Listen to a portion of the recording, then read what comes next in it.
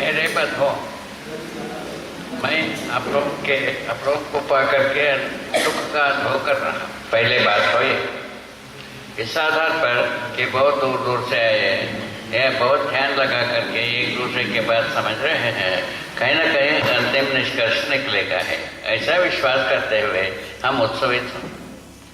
ठीक है। इस बीच में हमको ये बताया गया है शिक्षा का स्वरूप। क्या बताया गया? लोक शिक्षा और शिक्षा का क्या आधार है और शिक्षा के स्वरूप क्या होगी, इसको करेगा कौन और कैसे व्यवहार में आएंगे, ये बात के जानना चाहते हैं। उसी के साथ लोक शिक्षा भी समाहित। इस प्रकार से हम शिक्षा के बारे में हम सब जिज्ञासु हैं। किस ढंग से जो विकल्पात्मक अनुसंधान से प्राप्त ज्ञान तो शिक्षा में कैसा पहुंचेगा, उस बात के सुनने के लिए, सुनाने के लिए इच्छा यहाँ। तो हम सब बहुत ही जिज्ञासा से इस बात को सुनना चाह रहे हैं, ऐसा मेरा स्वीकृति। मैं इस बात को अच्छी तरह से परखा हूँ। हर व्यक्ति किसी आयु तक हर व्यक्ति अपने को समझदार मानता है, चाहे नर हो चाहे नारी। हर मानव में नर नारी दोनों संबोधित हैं। तो ऐसी स्थिति में हर मानव किसी आयु तक में हर अपने को समझदार मानता है। अभी तक की जो कथा है वो पैसा पैदा करने वाला समझदार है, पैसा ना पैदा करने वाला वो समझदार नहीं, ऐसा माना जाता है। अभी तक की यहाँ तक पहुँचा। तो इसके पहले बल का प्रयोग हुआ, बलशाली बहुत समझदार होता है, ऐसा मानते रहे, ऐसा हुआ नहीं। उसके पहले धन वाला होता है, रूप वाला होता है, ऐसा मानते रहे, वो भी नहीं हुआ नहीं। ये दोनों कर्णम हो चुके हैं। तीसरा बात पकड़ में आया है, तो ये धन का धनार्जन करने वाला बहुत अच्छा समझदार है, ऐसा हम मानते हैं आज तक। उसी के साथ पद जुड़ा है, धन और पद तो एक साथ के एक दूसरे के पूरक हो गए हैं, ऐसा बात होगा। इस ढंग से मनुष्य का 4 भाग, मनुष्य का संपदा का 4 भाग प्रयोग में आ चुकी। इसमें हम मानव चेतना को पहचान नहीं पाए, इतना ही बात है। चारों भागों को प्रयोग हम कर चुके भले प्रकार से, उसके बावजूद हम मानव चेतना को पहचानने में असमर्थ रहे। ये हमारा निष्कर्ष निकले। उसके आधार पर मानव चेतना को जब परंपरा में डालने के लिए, परंपरा में प्रचलित करने के लिए शिक्षा विधि को अनुसंधान किया, शोध किया और उसको शिक्षाविदों को समझाने के लिए कोशिश किया। वो कोशिश होते होते अभी जो छत्तीसगढ़ राज्य शिक्षा संस्थान इसको अध्ययन करने के लिए तैयार। अभी और कोई संस्था हमारे पास आया नहीं, तो अभी केवल छत्तीसगढ़ की राज्य शिक्षा संस्थान आ चुका है। वो बुद्धि लगा करके, समय लगा करके, साधन लगा करके अध्ययन कर, ये आपको सूचना के रूप में बताया। अध्ययन में क्या दिया पूछा जाता है, अध्ययन में क्या अध्ययन करा रहे हो, ऐसा पूछा जा सकता है। उसमें क्या है, अनुसंधान विधि से, मानव चेतना विधि से मानव व्यवहार दर्शन नाम की एक समय पुस्तिका तैयार है। ठीक है, उसको हम एक शोध ग्रंथ भी कह सकते हैं, ऐसा ही कह सकते हैं। ग्रंथ तैयार हुआ, उसको अध्ययन कराते हैं। उसके पहले हम एक ऐसा विकल्प आया, उसको विकल्प के नाम से एक छोटा सा पुस्तिकाकार में आप लोगों के हाथों में प्रस्तुत किया। उसमें कई को ये विकल्प आया, क्यों आया, कैसा आया, ये दोनों बात को स्पष्ट किया। इसको अध्ययन कर सकते हैं। उसमें कोई प्रश्न हो तो हमसे पूछ सकते हैं, उसका उत्तर हमारे पास। एक बात मानव व्यवहार दर्शन के मन में मानव चेतना विधि से कैसा व्यवहार होता है, कैसा न्याय होता है, कैसा नियंत्रण होता है, नियम होता है, संतुलन होता है, और सत्य जो प्रकट होता है, कैसा प्रकट होता है, उसका वर्णन है। उसको अध्ययन कराने की वजह, पठन तो सबको आता है, यहाँ जितने बैठे हैं सबको पठन करना आता है, ऐसा मैं मानता हूँ। तो पठन करने से काम नहीं चलता है, अध्ययन करना जरूरी है। अध्ययन के लिए प्रस्तावित किया है हर शब्द का अर्थ होता है। हर शब्द का अर्थ के रूप में अस्तित्व में वस्तु होता है। अस्तित्व में वस्तु को हम समझ लेते हैं तो हम अध्ययन किया। कैसा होता है ये, कहाँ से हो जाता है पूछा, कल्पनाशीलता से होता है। हर व्यक्ति बच्चों से लेकर बड़ों तक सबके पास कल्पनाशीलता समाई है। कल्पनाशीलता कर्म स्वतंत्रता समाई है। इन दोनों के योग से तदाकार तद्रूप विधि आती है। उस विधि से हम अस्तित्व में वस्तु को पहचानना बनता है। जब सदाकार विधि से हम पहचान लेते हैं वह तद्रूप विधि से प्रमाणित होते हैं। तद्रूप विधि को हम प्रमाण माना जा रहा है। ये आत्मा में होने की बात कहा गया है, इसको अध्ययन कराता है, इस विधि से अध्ययन करता है। अध्ययन का जो परिभाषा ही की है, अनुभव की रोशनी में, आत्मा की रोशनी में, अधिष्ठान की रोशनी में। अधिष्ठान का मतलब आत्मा। आत्मा क्या चीज है? गठन परमाणु का मध्यांश का नाम है आत्मा। अभी इसके पहले हमारे बुजुर्गों ने क्या लिखा था? आत्मा के रूप में जीवों के हृदय में बैठ गए, ऐसा कहता है। तो उसके जगह में क्या हम पहचान यहाँ तो गठन पूर्ण परमाणु का मध्यांश को हम आत्मा कह रहे हैं और उसको अनुभव करने की विधि है। अनुभव करने के पश्चात प्रमाणित होने की विधि है। इन तीनों कारणों से उसको शिक्षा विधि में प्रस्तुत किया जा सकता है, ऐसा निश्चय लिया। उस निश्चय के अनुसार अभी प्रस्तावित है। तो अध्ययन में मानव व्यवहार दर्शन में मानव का कर्तव्य क्या है, दायित्व क्या है, इसको तय किया। इसको तय करना जरूरी है या नहीं है, इसको आप लोग तय करेंगे। अब सब एक अधिकार। उसके बाद मानव कर्म दर्शन नाम की एक भाग माने सहअस्तित्ववादी जिसमें दर्शन में एक भाग है कर्म दर्शन। कर्म दर्शन में मानव करने योग्य कर्म, करने ना करने योग्य कर्म क्या है, इसका विभाजन करता है। इसकी भी आवश्यकता है या नहीं, उसको आप अच्छी ढंग से विचार कर सकते हैं। यदि जरूरत है तो हमारा गर्ज बनता ही है, हम उसमें समय उसके लिए हम तत्पर हो ही जाते हैं। समय जरूरत नहीं है उसमें हम तत्पर नहीं होते। जरूरत नहीं क्या चीज़ है? जीव चेतना में जीना जरूरी है, ऐसा यदि स्वीकार होता है इसकी जरूरत नहीं। मानव चेतना में जीना है ऐसा निश्चय होता है, इसके जरूरत में आ जाता है। इतना ही बात।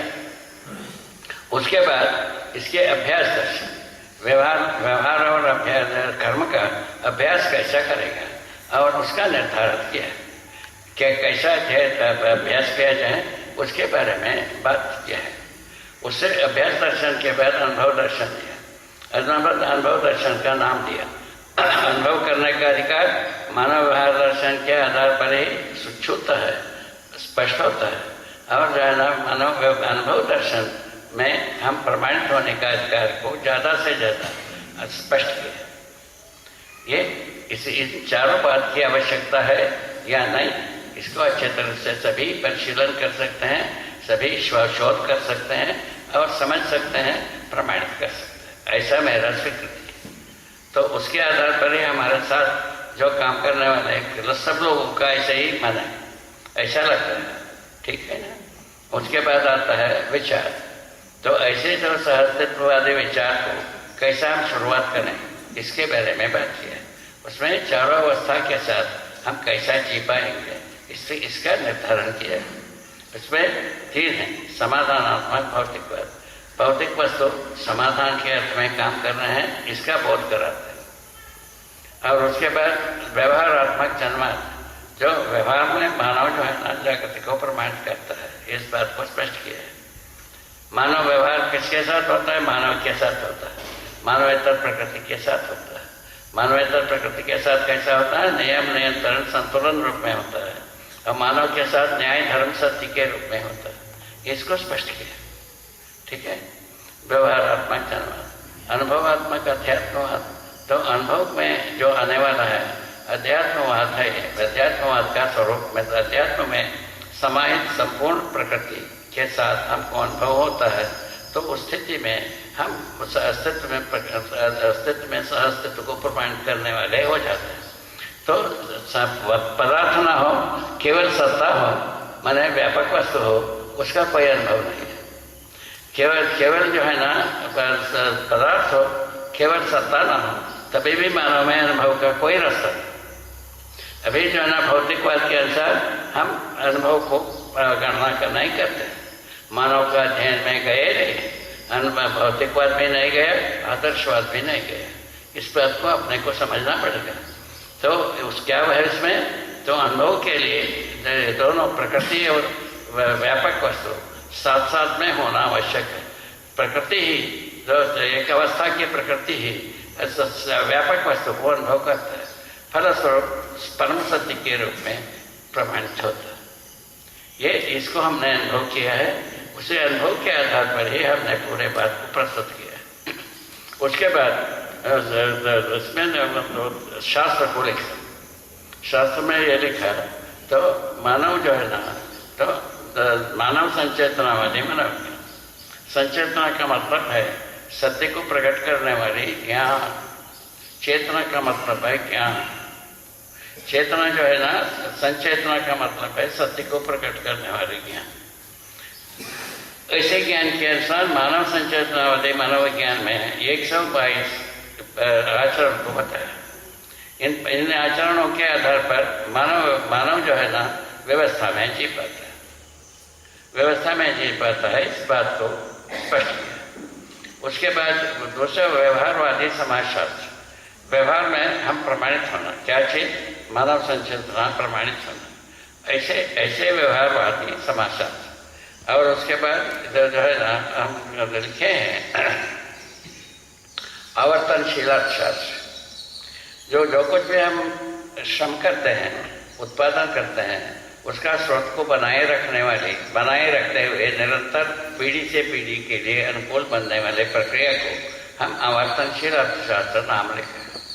इसकी आवश्यकता है कि नहीं, आप सब सोच सकते हैं, समझ सकते हैं, स्वीकार सकते हैं, नकार भी सकते हैं। जो इच्छा हो वही करिए, हमारा कोई आग्रह नहीं। आप समझे ले ऐसा भी नहीं, स्वीकार ही ले ऐसा भी स्वीकार आग्रह नहीं, किंतु है ही ऐसा इतना बताने के लिए दृष्टता कर रहे हैं, या साहस कर रहे हैं, या अनुग्रह कर रहे हैं। इनमें से एक है जिसको आप समझना चाहते, जिसको आप स्वीकारेंगे वही ठीक ऐसा बात। ये इस ढंग से दर्शन विचार शास्त्र का प्रयोजन स्पष्ट किया। इन प्रयोजनों को मनुष्य जो है ना भी हमारे पास जितने भी अध्ययन किए हैं, इसकी अत्यंत आवश्यकता है, ऐसा मान करके स्वीकार है। तो देखिए कैसा हो पाता है, यहाँ कैसा होगा और जगह में कैसा होगा, धरती के सभी राज्यों में कैसा होगा, उसको आगे भविष्य बताएगा। अभी राज्य जो छोटा सा राज्य छत्तीसगढ़ है, उस राज्य में जो स्वीकृति हुई है उसके अनुसार इसके बिना कोई आदमी होना चाहिए, ऐसा यहाँ तक कार्य है। तो इसके बारे में यहाँ भी प्रयोग हो सकता है और जगह में भी प्रयोग हो सकता है, ये बात। तो मानव संचेतना का प्रयोग होने से मानव जो है ना न्याय धर्म सत्य रूप में प्रकट होता है। तो मनुष्य तो प्रकृति के साथ नियम नियंत्रण संतुलन पूर्वक प्रकट होता है। ये 6 भाग में आदमी का व्यवहार होता है। नियम नियंत्रण संतुलन न्याय धर्म सत्य रूप में प्रकट होता है। हर समझदार इसमें झगड़ा करने की जगह है या नहीं, इसको हर व्यक्ति शोध कर सकता है, हर व्यक्ति समझ सकते हैं, हर व्यक्ति जी सकते हैं, हर व्यक्ति प्रमाणित हो सकते हैं इच्छा होने पर। इच्छा नहीं होने पर जीव चेतना में जीने के इच्छा हो वो करेगा नहीं, वो कोई इस बात पर ध्यान भी नहीं देगा और इसको करेगा, ऐसा मैं मानता। और उसके बाद हमारा स्वीकृति ये है, यहाँ जितने भी प्रस्तुत हुए हैं इन सबका अधिकार जो समझने के अर्थ में ही है, समझने के अर्थ में ये सब एकत्रित हुए, समझा हुआ को प्रकट करने के लिए एकत्रित हुए और प्रमाण किया हुआ का तो संदेश देने के लिए यहाँ प्रकट हुआ, ऐसा मेरा स्वीकृति है। ये इसके आधार पर हम पहले दर्शन शास्त्र विचार को प्रकट किया, उसके बाद इसको शिक्षा रूप में देने के लिए चेतना विकास मूल्य शिक्षा नाम दिया। इसके साथ ये भी लिखा है पढ़ने के लिए समझने के लिए जो मानवीय आचार संहिता रूपी संविधान, मानवीयता पूर्ण आचरण, उसका संविधान लिखा। उसको भी आप लोग देख सकते हैं। इस ढंग से हम अपने से ये माना कि ये पूरा व्यक्त हो गया है, यदि इच्छा हो तो हर व्यक्ति जी सकता है, ऐसा मान के चल रहा है। तो इसको आप लोग परीक्षण करना है, देखना है, समझना है और अध्ययन करना है। मूल में अध्ययन करने की विधि आपको पहले बताया, पुनः और एक बार, तो वो है अध्ययन जो अधिष्ठान के साक्ष्य में, अर्थात अनुभव के साक्ष्य में। अनुभव कहाँ से रहता है? अध्यापन कराने वाले के पास रहता है अनुभव की रोशनी में हम स्मरण पूर्वक जो कुछ भी क्रिया करते हैं वो सबका सब अध्ययन, सब अध्ययन अनुभव की रोशनी में, अधिष्ठान के रोशनी में। क्या मतलब? अनुभव के रोशनी में। अनुभव कहाँ रहता है? अध्यापन कराने वाले के पास अनुभव रहता है। उसी के रोशनी में हम अध्ययन करने वाले जो कुछ भी प्रक्रिया करते हैं, सोचते हैं, समझते हैं, स्वीकारते हैं, ये सबका सब अध्ययन। अध्ययन में होता क्या है पूछा? अध्ययन में होता ये है, हर शब्द का अर्थ होता है, अर्थ के स्वरूप में, अस्तित्व में वस्तु होता है। वस्तु का साक्षात्कार होने से हम अध्ययन किया। यदि अध्ययन का साक्षात्कार नहीं हुआ तो हम अध्ययन नहीं किया, ये बात पर स्पष्ट होता है। इसके आधार पर हम अध्ययन किया नहीं किया, हर दिन हम सोच सकते हैं, समझ सकते हैं, स्वीकार सकते हैं, प्रमाणित कर सकते हैं। ये बात ऐसा है। ये तो ऐसा अध्ययन का पूरापन जैसा पूरा परिपूर्ण है ये अध्ययन, ऐसा वस्तु जो हर संतान को, मानव संतान को स्वीकार करता है। हम सर्वप्रथम भेजलों में प्रयोग किए, वह मानव संतान को स्वीकार होता है, ठीक। और मानव संतान को तो स्वीकार हुआ, उनके अभिभावकों को बुला करके पूछा, तुम्हारा बच्चे समझ करके समझदारी के साथ जीना चाहते हैं, नौकरी करना चाहते हैं? वो कहे उसमें 90% लोग एक है, 90 क्या है, नौकरी करना चाहिए, ऐसा कहे। तो 10% लोग कहे नौकरी भी करना चाहिए, समझना भी चाहिए, ऐसा कहे। अभी हम इसमें छत्तीसगढ़ में एक कार्यगोष्ठी की जो राज्य संस्था के अधिकारियों से और अध्यापकों के साथ। उस कार्यगोष्ठी का मूल मुद्दा यह था, तो वेतनभोगी वास्तविक रूप में प्रमाणित हो सकता है या नहीं, ये पूछे हमसे लोगों ने। उसके उत्तर हमने दिया, वेतनभोगी प्रमाण नहीं हो सकता। वेतनभोगी को ही पैदा करेगा, दूसरा कुछ नहीं करेगा। तो यदि प्रमाणित व्यक्ति को पैदा करेगा, दूसरा कुछ नहीं करेगा, ये बात है। तो उसके बाद हम वेतनभोगी क्या होंगे समझ करके प्रेरक हो सकते, उसके आधार पर अध्ययन कर रहे हैं। अभी 100 व्यक्ति अध्ययन कर रहे हैं, अभी 2 महीना हो गया, तीसरा महीना अध्ययन करने वाले हैं, ऐसा बात। ये सब अध्ययन कराने वाले व्यक्ति, एक व्यक्ति यहाँ बैठे हैं, एक व्यक्ति यहाँ बैठे हैं,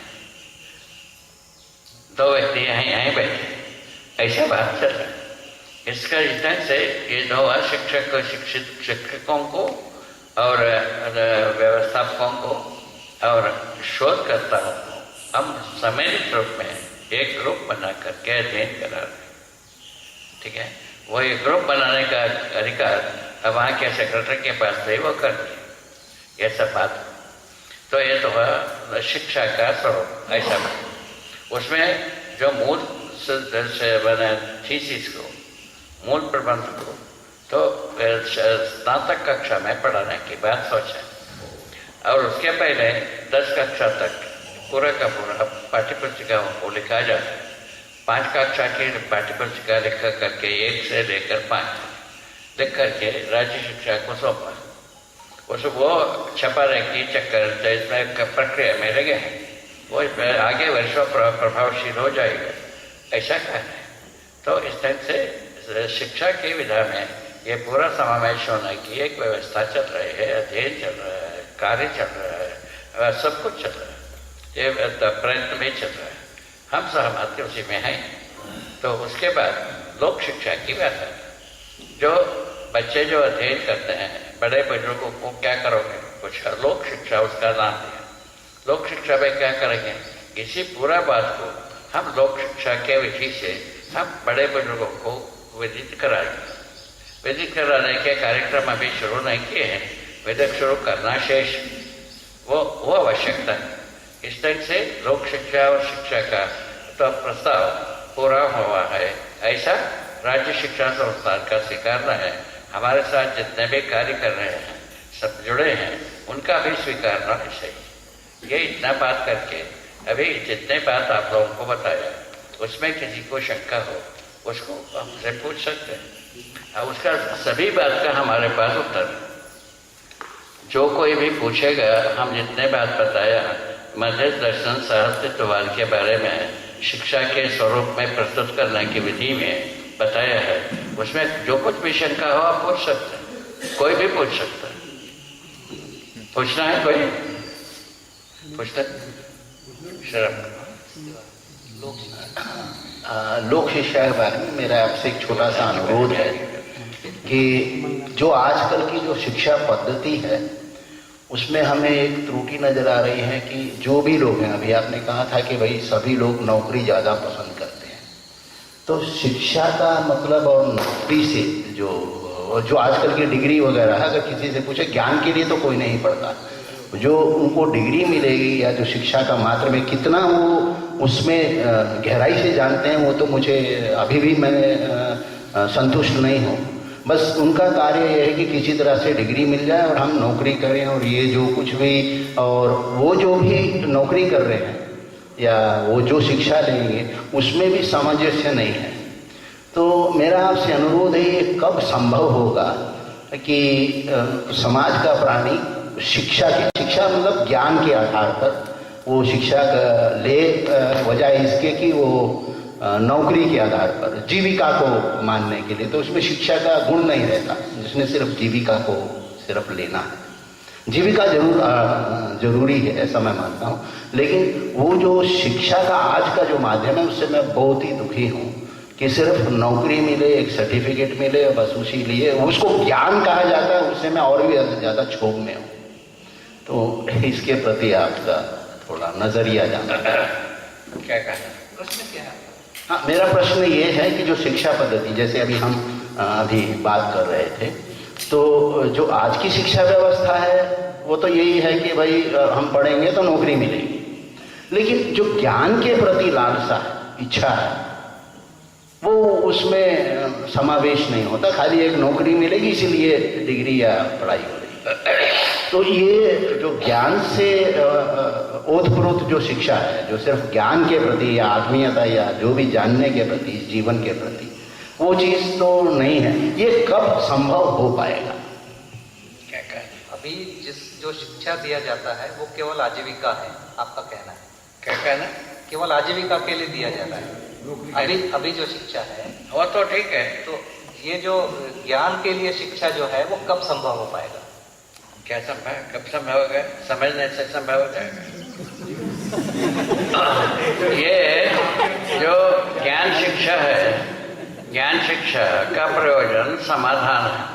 समाधान पूर्वक हमको जीना है, नहीं जीना है तय करिए। नहीं कर देना है, क्या चीज है वो? समस्या से जीना है। जीव चेतना में समस्या से जीने की बात कहा है, और मानव चेतना में समाधान पूर्वक जीने की बात कहा है। कैसे जीना है आप ही सोचिए। जो आपको ठीक स्वीकार हो उसमें हमको कोई इतराज नहीं, किंतु मानव चेतना से मानव समाधान को प्रमाणित करता है, जीव चेतना में मानव समस्या को पैदा करता है। घर से लेकर, स्वयं से लेकर घर तक, घर से लेकर संसार तक, धरती तक समस्या पैदा करने के अलावा दूसरा कुछ नहीं कर सकते। अभी जैसा एक प्रमाण आ चुका है, धरती बीमार होना। धरती बीमार होना मानव का करतूत से ही हुआ कि और कोई भूत किया है? तो उसको भी सोचिए। यदि ये मानते हैं मानव ने किया है, मानव ने जीव चेतना वैसा समस्या को पैदा किया, इसको स्वीकार सकते हैं। यदि नहीं स्वीकारना आपके हाथ में, कोई आग्रह नहीं है हमारा, जैसा विचार हो वैसा ही करिए। किंतु जीव चेतना विधि से समस्या के अलावा कुछ होता नहीं।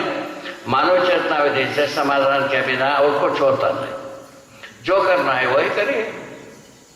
ठीक है, ये बात पूरा हो गई।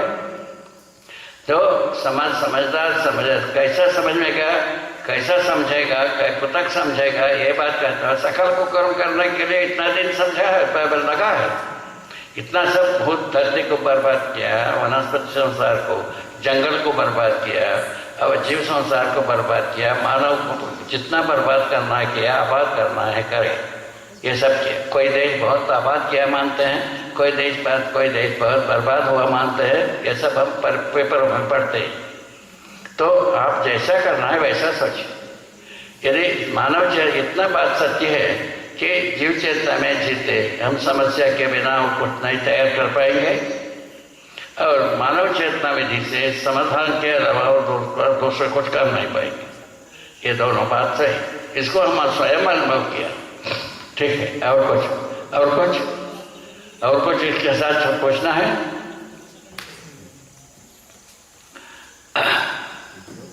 पूछ लो। और कोई प्रश्न? जिज्ञासा। अध्ययन और अध्यापन को जरा समझाओ। अध्ययन और अध्यापन दोनों को समझाइए। अध्ययन और अध्यापन, अध्ययन जो होता है तो संयुक्त रूप में होता है। एक अध्ययन करने वाला, एक अध्यापन करने वाला के साथ अध्ययन होता है। उसका अभी परिभाषा बताए थे, जो अनुभव की रोशनी में हम जितने भी प्रक्रिया करते हैं समझने के लिए, उसका नाम अध्ययन। एक तो परिभाषा ही बताया, उसके समर्थन में और बताया। तो हम चारों शब्द का एक अर्थ होता है, अर्थ के स्वरूप में अस्तित्व में वस्तु होता है, वस्तु का साक्षात्कार होने से हम अध्ययन किए। एक उदाहरण अभी हाँ बताइए एक उदाहरण हाँ? उदाहरण जैसा आप जो है ना अपने घर में किसी से बात करते हो, अपने कल्पनाशीलता से उसका साक्षात्कार होता है, उसके अनुसार काम करते हैं। आप अपने बच्चे को समझाते हो, अपने पत्नी को समझाते हो, अपने मित्र को समझाते हो, अपने विद्यार्थी को समझाते हो, वो सब अपने कल्पनाशीलता से तदाकार होता है, उस प्रकार से सोचना शुरू करते हैं। हर दिन की काम है, चाहे चोरी चमारी का हो, आपका अपराध का हो, जीव चेतना का हो, उसमें भी ऐसे ही है, और मानव चेतना में भी वैसे। सबको ही तो चोर नहीं होते हैं, डकायत नहीं होते हैं, किंतु कोई लोग तो चोर होते हैं, डकायत करते हैं, तो वो तो तदाकार विधि से ही करते हैं। तदाकार कहाँ से होता है? कल्पनाशीलता से। हर व्यक्ति के पास कल्पनाशीलता कर्म स्वतंत्र के रूप में रखा हुआ। आज पैदा हुआ बच्चे में भी देखो, और कल मरने वाला बुढ़े में भी देखो, सब में मिलता है। और इससे ज्यादा गवाही क्या चाहिए? एग्जाम्पल क्या चाहिए? और क्या चाहिए बताओ? ठीक है, आगे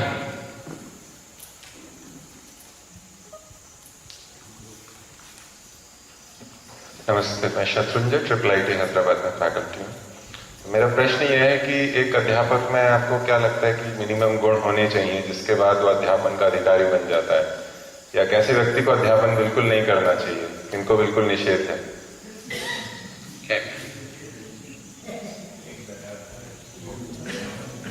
उन्होंने ये पूछा कि आपके अनुसार एक व्यक्ति में ऐसे अध्यापक में ऐसे क्या गुण होने चाहिए जिससे वो अध्यापन कर सके, या उसके बिना क्या वो अध्यापन करने के अधिकारी है ही नहीं? अध्यापक में क्या गुण होना चाहिए, क्या योग्यताएं होनी चाहिए? अध्यापक में योग्यता यही है, स्वाभाविक है, पहले बता चुके हैं हम। अध्यापक समझा हुआ व्यक्ति होता है, प्रमाणित किया हुआ व्यक्ति होता है। अध्यापक समझा हुआ व्यक्ति, प्रमाणित किया हुआ व्यक्ति। समझदारी कोई नहीं प्रमाणित करता है, मानव चेतना विधि से समाधान होता है। वो हर मानव संतान को स्वीकार है। अभी आपको उसका उदाहरण बताया। सर्वप्रथम हम लोगों ने बिजनौर में इसको प्रयोग किया, बच्चों में मुखरण होने लगा, जो आगंतुक रहे वो भी चक्रित हुए, अभी उनका अभिभावक रहे वो भी चक्रित हुए।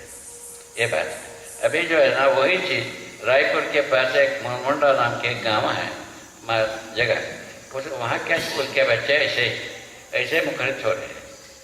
तो उसका जो उदाहरण हम बताना चाहूँ यही बताएंगे। यहाँ एक साहू जी नाम के सज्जन बैठे हैं, हाँ वो तो वो बताएंगे उन्हीं के समय में ये बात घटित हुई।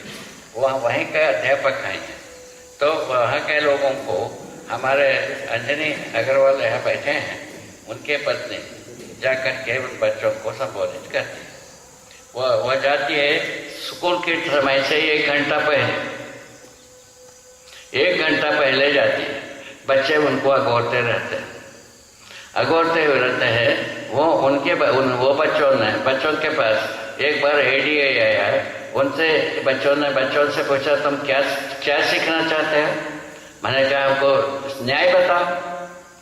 सुप्रीम कोर्ट में न्याय का पता नहीं है, एडीए क्या बताएगा? वह चक्रित हुए, वो अपना ऑफिसर से बताए, वो कलेक्टर से बताए। कलेक्टर ने फिर बाद में एक बार स्कूल को अटेंड किया। अटेंड करने पर वैसे ही प्रश्न देखा, वो काफ़ी परेशान हुआ। उसके बाद अध्यापकों को 3000 अध्यापकों को शिविर कराए। ये वहाँ की घटित घटना है, ऐसा बात हो रहा है। अब देखिए, तो इसमें जो है ना अध्यापक वही है, समझा हुआ व्यक्ति, प्रमाणित किया हुआ व्यक्ति। उसके कम में कोई अध्यापक होता नहीं, होता है तो वही समस्या पैदा करने वाला रखा है। वह जीव चेतना में यदि जीता है वो समस्या के लिए आधार बनेगा, दूसरा कुछ आधार बनेगा नहीं। मानव चेतना में जीता है वह समाधान के ही आधार होगा, दूसरा कुछ होगा नहीं। जो आपको इच्छा हो वही कर लीजिए। अब प्रयोग करके देखिए होता है कि नहीं। ठीक है, हरि हरि, जय हो। आगे और कोई बात?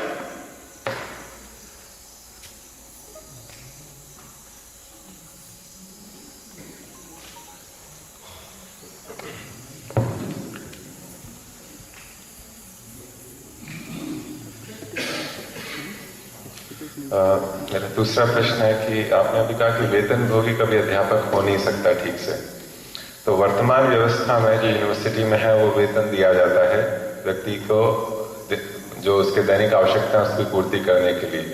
क्या इस स्थिति में जो वेतनभोगी अध्यापक कैसे न बना जाए?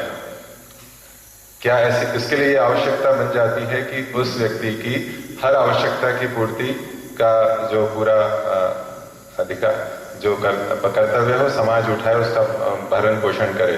उस स्थिति के अभाव में वर्तमान परिस्थिति में अभी अध्यापक क्या करे? अध्यापक यदि वेतनभोगी नहीं होगा तो उसकी आवश्यकताएं कैसे ऐसा स्वावलंबन में बताया, समाधान पूर्वक जीने के क्रम में समृद्धि की उपाय निकलते। मैं एक सामान्य परिवार के आदमी हूँ, तो हम जब समाधान पा गए, समृद्धि का उपाय निकल गया। कृषि करता हूँ, गोपालन रखा हूँ और सामान्य आयुर्वेद को हम जानता हूँ, सामान्य औषधियों को पहचानता हूँ, उसका चिकित्सा करता हूँ, 3 काम करता हूँ। अभी जो है ना इन 3 कामों से हमारा कोई काम रुका नहीं अभी तक।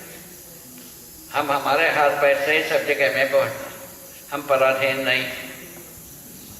ठीक है ना? तो पूरे वस्तु का जो प्रयोजन को हम पहचाना हो वो है शरीर पोषण। परिवार में जितने लोग रहते हैं उनका शरीर पोषण, संरक्षण, है ना, घर द्वार।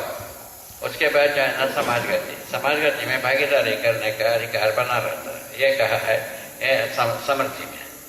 अभी क्या करते हैं आप ही सोच लो, पैसा इकट्ठा करके आदमी क्या करता है आप ही सोचो। आप सब लोग जानते हैं, इसमें कोई लुका छुपा कुछ नहीं। पैसा इकट्ठा करके क्या करते हैं वो सबको मुझे पता है।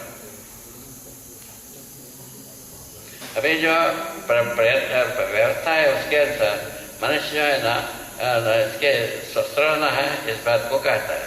कई के लिए स्वस्थ रहना है, इस बात के लिए स्वस्थ रहना, भोग के लिए स्वस्थ रहना है, संघर्ष के लिए स्वस्थ रहना। बस ये ठीक है, ये ठीक है। आप ही सोचिए, क्या बताया आपको? शरीर पोषण, संरक्षण, समाज गति के लिए सारे वस्तुओं का सदुपयोग है। ये सदुपयोग है, संघर्ष करना स्वीकार है, युद्ध करना स्वीकार है। और ये आप ही सोच लो, ठीक है? आप सोच के अपने में निर्णय ले लें, क्या तक हरि है। और आगे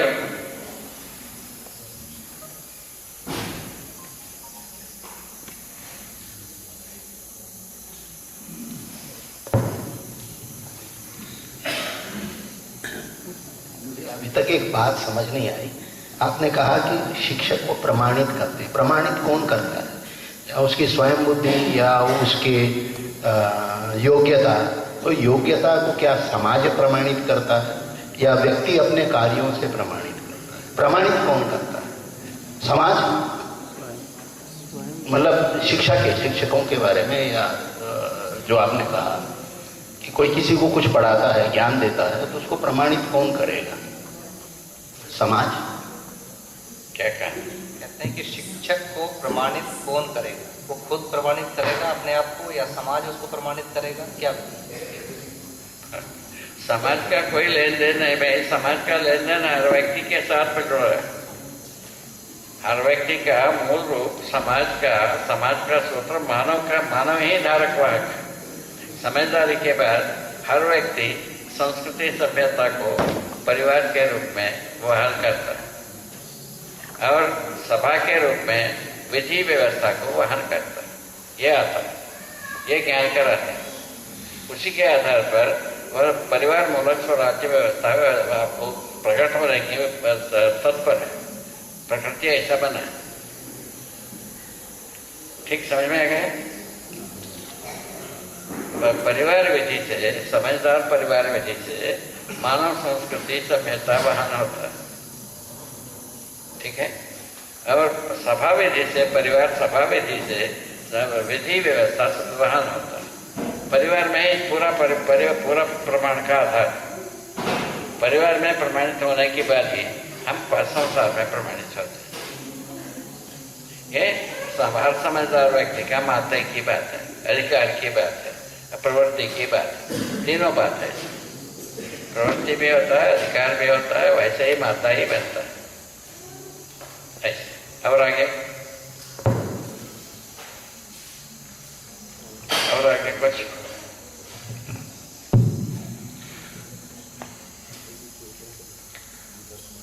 बाबा जी, वर्तमान व्यवस्था में काफी गरीबी है, कृषि के साधन नहीं है, पशुपालन की व्यवस्था ही नहीं है। ऐसी व्यवस्था में वो कैसे स्वावलंबी बने?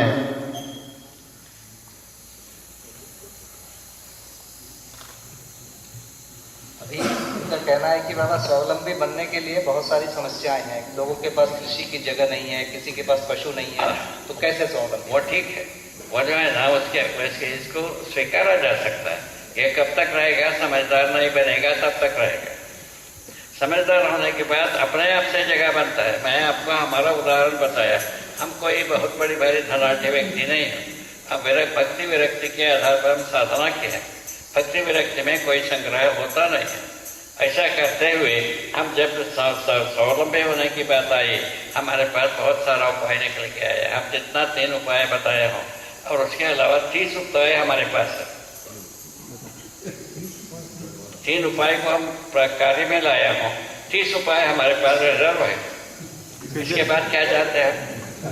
ये हर व्यक्ति का माते की बात, समाधान के बाद बिना समझ के किसी के पास ना साधन पूरता है, ना परिस्थिति अनुकूल होता है, कुछ भी नहीं होता। समाधान के बाद सारा परिस्थितियां अनुकूल होता है और सारा साधन पूरा होता है, अधिक होता है। जितना साधन रहता है वो अधिक होता है।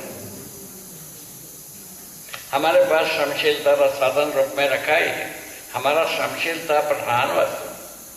अभी पैसे को समझ रहे हैं प्रधान है, वो अब उसके बदले में हम यहाँ पहुँचते हैं, हमारा श्रमशीलता प्रधान है। यहाँ पहुँचते हैं, श्रमशीलता सबके पास आता है। एक भी आदमी खाली नहीं श्रमशीलता से रिक्त हो, ऐसा कोई आदमी को प्रस्तुत कर ही नहीं सकते। गूंगा, लूला, लंगड़ा सभी के पास आता है, समझे? इसको देखा गया। उसके बाद क्या कहा बताइए, और कोई बात? अब आपके पास 30 उपाय हैं, आप बोल रहे हैं, तो 2-4 बता दीजिए। जैसा कुछ उपाय बता दीजिए। जैसा मिट्टी से बहुत सारा बर्तन बनाया जा सकता है, लोहे से अनेक प्रकार की वस्तु बनाया जा सकता है, और उसके साथ साथ जितने भी साइकिल की व्यवस्था है उसको हम तैयार कर सकते हैं। ऐसा 3 बात बताया, ये सब हमारे पास रखा हुआ। और क्या चाहते हैं? और कितना चाहते हैं? बाहर निकालने से धरती का संतुलन तो बिगड़ेगा। और क्या चाहते हैं बताओ नहीं? देखो, बातों से कुछ नहीं होता है, जीने से होता है। अभी बात तो हम गाड़ा भर के कर सकते हैं, कोई फायदा नहीं। जीने से फायदा, जीना समाधान के बिना होता था, जीना बनता ही नहीं। समाधान के बिना कोई जी नहीं सकता। हम देखिए, अपराध कोई जीना नहीं, अन्याय कोई जीना नहीं, अनर्थ कोई जीना नहीं, लफड़ाई कोई जीना नहीं, झूठ बोलना कोई जीना नहीं, ये कोई जीना नहीं। उसके अलावा जीना है समाधान पूर्वक जीना है, समृद्धि पूर्वक जीना है, नियम नियंत्रण संतुलन पूर्वक जीना है, सत्य सहज विधि से जीना है। तब तो समझना ही पड़ेगा, आपको भी समझना पड़ेगा। हम जो समझने में 25-30 वर्ष लगाए, आपको तो 25 हफ्ता तो लगाए और 25 महीना तो लगाए, 25 वर्ष तो लगाए, महीना तो लगा सकते हैं ना? नहीं लगा सकते। यदि लगाएंगे तो आप समझ जाएंगे। समझाने की व्यवस्था हम कर रखा है, बता तो दिया। ये बात हो गई। उसके बाद क्या कारण? पूछो ना भाई। आखिरी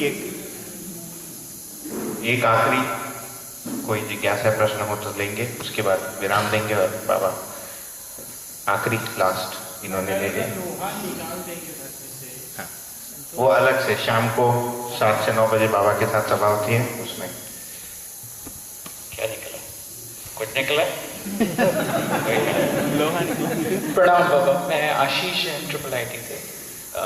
बाबा, विद्वानों से सुना है और पढ़ा भी है कि मानव जीवन के समस्त क्रियाकलाप मोक्ष प्राप्ति के लिए हैं।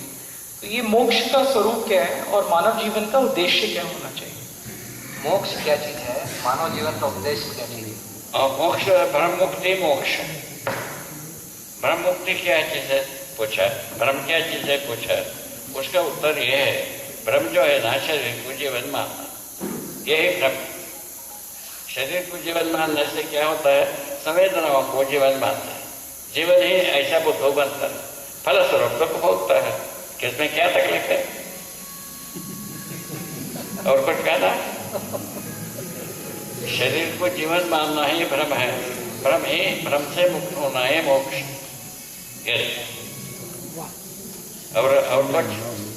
और कुछ कहना? और दूसरा भ्रम का और एक परिभाषा दिया है ब्रह्म मुक्ति के बारे में कि वो जो अतिव्याप्ति अनाव्याप्ति व्याप्ति दोषों से मुक्त होना, इसको ब्रह्म मुक्ति नाम। बताइए और कुछ बात, और कोई बात हो तो बताइए। हो गए खत्म? हाँ खत्म। धन्यवाद सबको, धन्यवाद, शुभाशीष और प्रणाम और नमन। सब जो जिसको जरूरत है वही स्वीकार। हरि हरि, जय हो। यही बैठे रहे, अगला सत्र 5 में शुरू होगा बाबा के। ठीक, क्या होगा? बाबा भी कमरे में लौटेंगे, उसके 2 मिनट बाद अपन अगला सत्र शुरू करेंगे ना। चाय की ब्रेक हो गई है।